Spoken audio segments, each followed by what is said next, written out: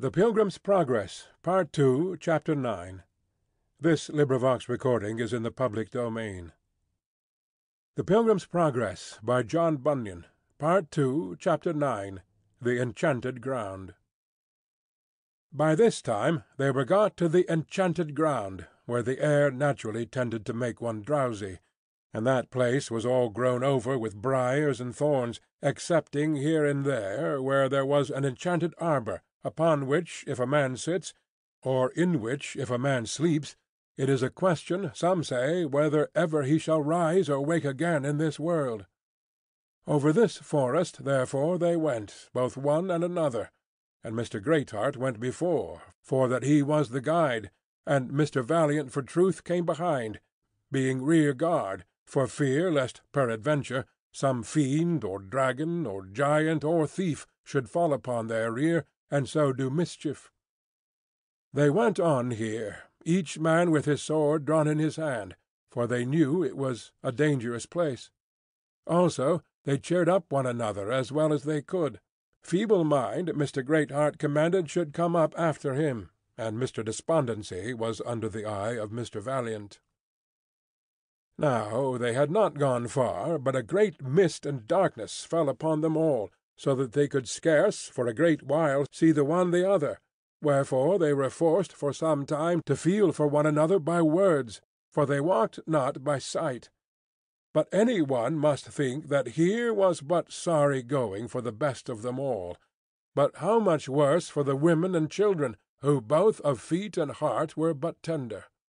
Yet so it was that through the encouraging words of him that led in the front, they made a pretty good shift to wag along.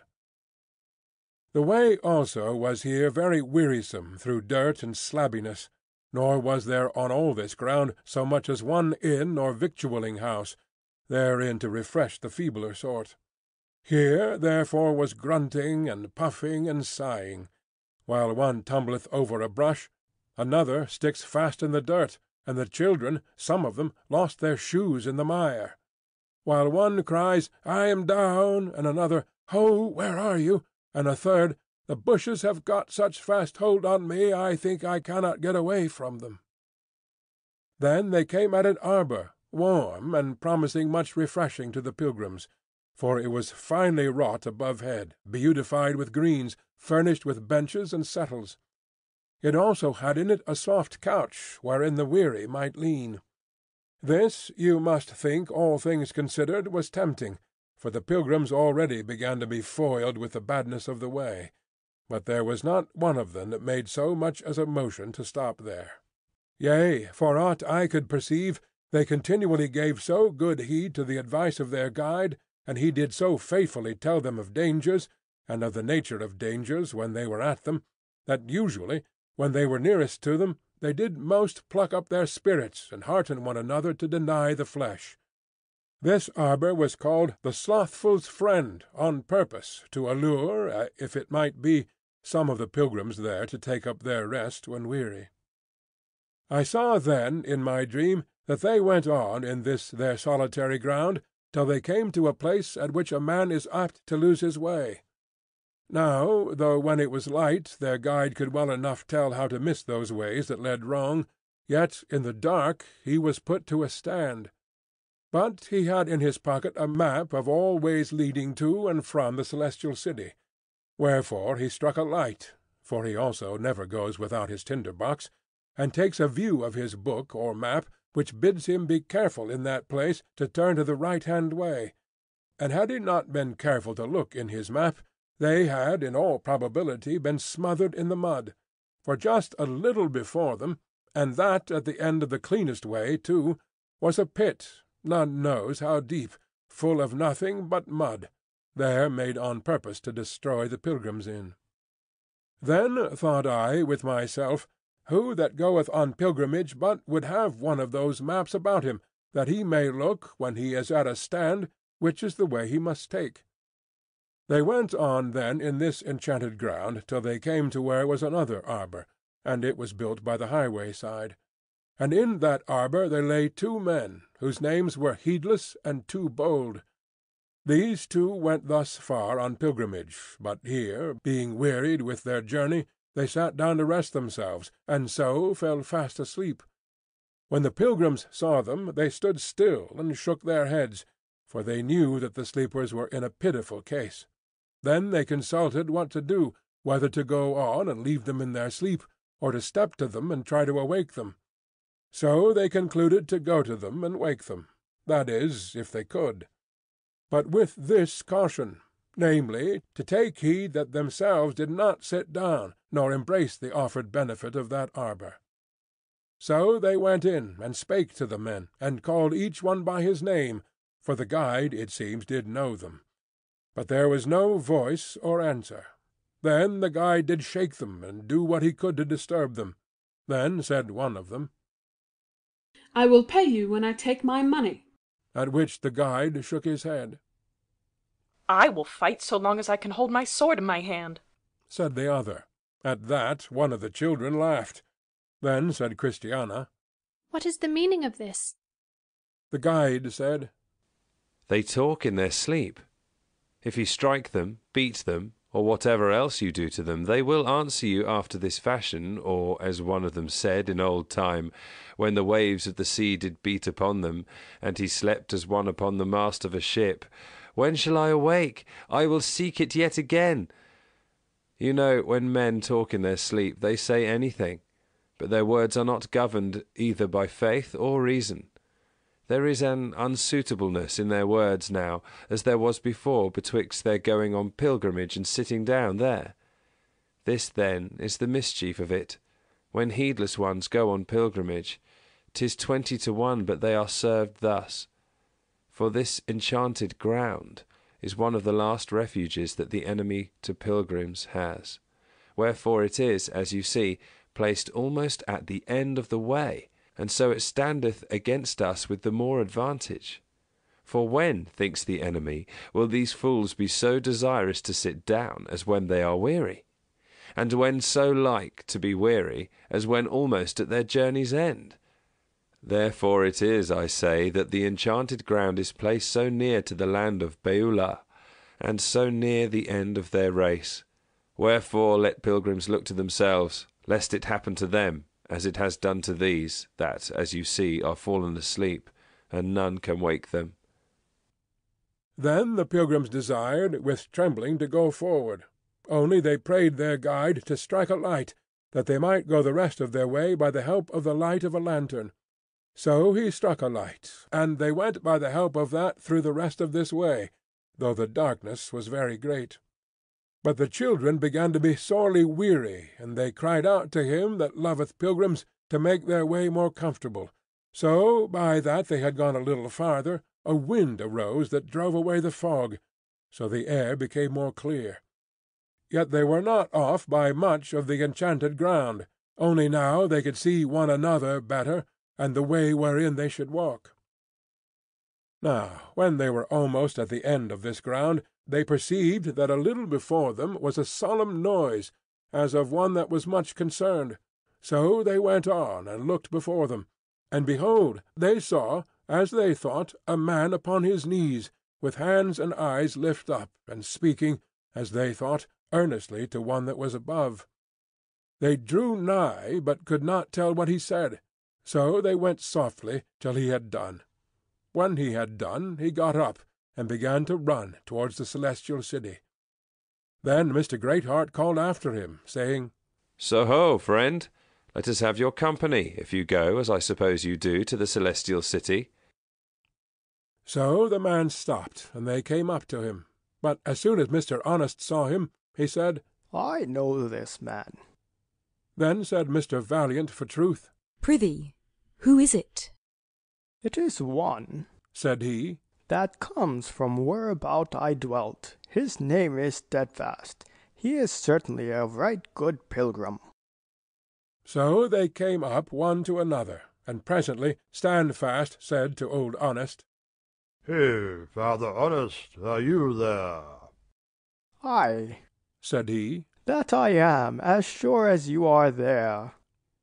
Right glad am I, said Mr. Standfast, that I have found you on this road. And as glad am I, said the other, that I espied you upon your knees. Then Mr. Standfast blushed, and said, But why, did you see me? Yes, that I did. Quoth the other, And with my heart was glad at the sight. Why, what did you think? said Standfast. Think? Said Old Honest. What should I think? I thought we had an honest man upon the road, and therefore should have his company by and by. If you thought not amiss, said Standfast, how happy am I! But if I be not as I should, I alone must bear it. That is true, said the other. But your fear doth further show me that things are right betwixt the Prince of Pilgrims and your soul. For he saith, Blessed is the man that feareth always. Well, but brother, I pray thee, tell us what was it that was the cause of thy being upon thy knees even now? Was it for that some special mercy laid upon thee, the need of prayer, or how? Why, we are, as you see, upon the enchanted ground. And as I was coming along, I was musing with myself of what a dangerous road the road in this place was, and how many that had come even thus far on pilgrimage had here been stopped and been destroyed. I thought also of the manner of the death with which this place destroyeth men. Those that die here die of no violent, painful disease. The death which such die is not grievous to them, for he that goeth away in such a sleep begins that journey with desire and pleasure. Yea, such sink into the will of that disease. Then Mr. Honest, interrupting of him, said, Did you see the two men asleep in the arbour? Ay, I saw Heedless and Too Bold there, and for aught I know, there they will lie till they rot. But let me go on in my tale. As I was thus musing, as I said, there was one in very pleasant attire, but old, who presented herself to me, and offered me three things, to wit, her body, her purse, and her bed. Now, the truth is, I was both aweary and sleepy. I am also as poor as an owlet, and that perhaps the witch knew. Well, I repulsed her once or twice, but she put by my repulses and smiled. Then I began to be angry, but she mattered that nothing at all.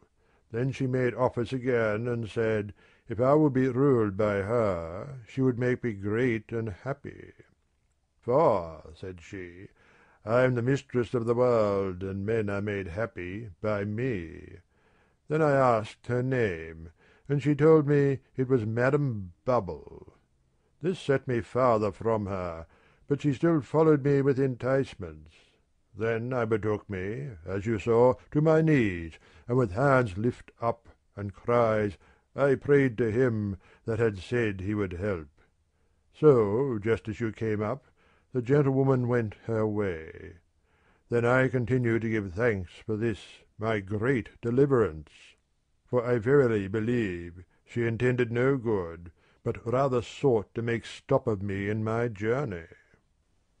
Without doubt her designs were bad. But stay, now you talk of her, methinks I either have seen her, or have read some story of her. Perhaps you have done both. Madam Bubble? Is she not a tall, comely dame, somewhat of a swarthy complexion? Right, you hit it. She is just such a one.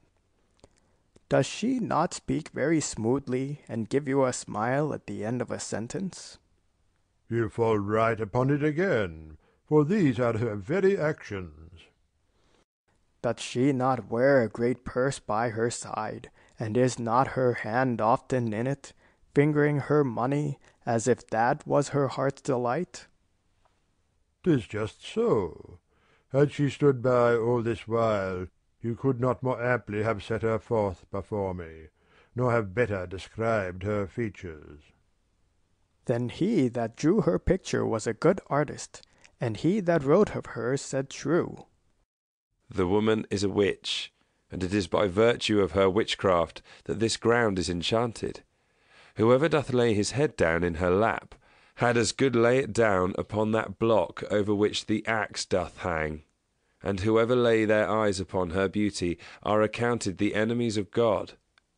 This is she that maintaineth in their splendour all those that are the enemies of pilgrims. Yea, this is she that hath bought off many a man from a pilgrim's life. She is a great gossiper. She is always, both she and her daughters, at one pilgrim's heels or other, now commanding, and then preferring the excellencies of this life. She is a bold and impudent creature. She will talk with any man. She always laugheth poor pilgrims to scorn, but highly commends the rich. If there be one cunning to get money in a place, she will speak well of him from house to house. She loveth banqueting and feasting mainly well. She is always at one full table or another. She has given it out in some places that she is a goddess, and therefore some do worship her. She has her times and open places of cheating, and she will say and avow it, that none can show a good comparable to hers. She promiseth to dwell with children's children, and if they will but love her and make much of her, she will cast out of her purse gold like dust in some places and to some persons. She loves to be sought after, spoken well of, and to lie in the bosoms of men. She is never weary of praising her gifts, and she loves them most that think best of her. She will promise to some crowns and kingdoms, if they will but take her advice. Yet many hath she brought to the halter, and 10,000 times more to hell. Oh, what a mercy it is that I did resist her, for whither might she have drawn me? Whither? Nay, none but God knows whither. But in general, to be sure, she would have drawn thee into many foolish and hurtful lusts, which drown men in destruction and ruin. 'Twas she that set Absalom against his father, and Jeroboam against his master. 'Twas she that persuaded Judas to sell his Lord, and that prevailed with Damas to forsake the godly pilgrim's life.